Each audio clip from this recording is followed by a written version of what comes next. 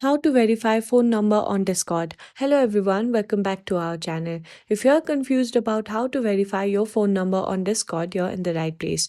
Today, I'll walk you through some exact step to get it done quickly and easily. So, let's dive right in.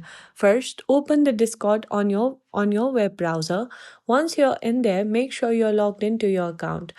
Now, look at the bottom left corner of your screen. You will see a little gear icon. Click on that to open your settings. Once you're in the settings, you need to tap on My Account at the top.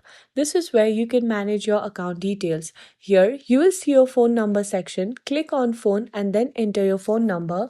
Once you have done that, you need to hit Next. Discord will send a verification code to the phone number you just entered. Check your SMS for that code. Once you have it, enter the code back into the Discord. If the code is correct, congratulations, your phone number is now verified. It's that simple. If you found this video helpful, please give it a thumbs up, subscribe to our channel for more guides like this. Thanks for watching and I'll see you in the next video.